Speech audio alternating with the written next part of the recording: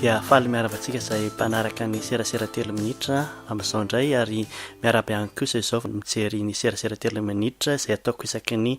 3 andro na 2 andro eo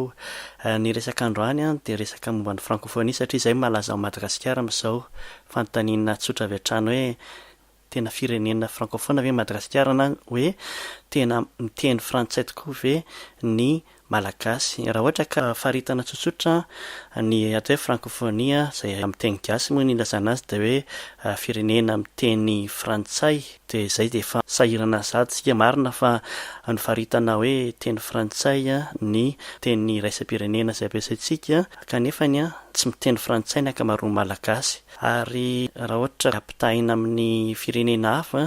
dia tena kely dia kely mihitsy ny salanisan'ny malagasy miteny frantsay ary tsy mila n'izay hoe miteny frantsay izay malagasy ny ireo firenena sasany any Afrika mantsy ohatra ny any amin'ny Repoblika Demokratika Congo na koa ireo firenena misy foko maromaro ny foko tsirairay dia manana fiteny tena samihafa dia samihafa mihitsy ka tsy maintsy teny hafa ny fanakalozana satria ny foko anankiray tsy manaiky hoe ny teny no atao teny fanakalozana ny anankiray koa tsy manaiky hoe ny teny atao ifanakalozana dia mitady teny vahiny tanteraka izy ireo ifanakalozana dia manjary lasa francophone na koa anglophone ry zareo izany hoe miteny anglisy na miteny frantsay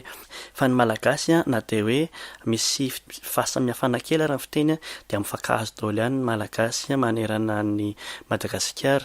ka tsy mila zany raha ny antsika malagasy tsy mila teny hafa mihitsy ny hoe voatery ifandraisana ka nahoana ary tsika izany mbola atao hoe francophone ihany izany hoe tany miteny frantsay dia angamba ny hoe isika afaka miteny frantsay afaka mianatra frantsay ary anisan'ny mahagaga ny vazaha ny accent malagasy ny fomba fiteny malagasy frantsay zany miavaka mihitsy fa tsy ohatran'ny afrikana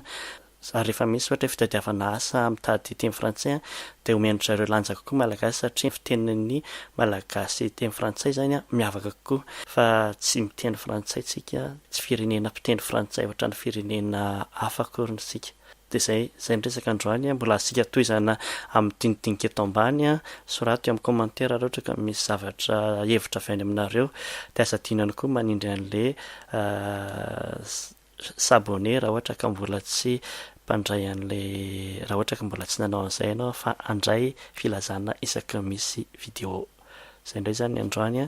dia miaona amintsika indray afaka 2 andro eo velomo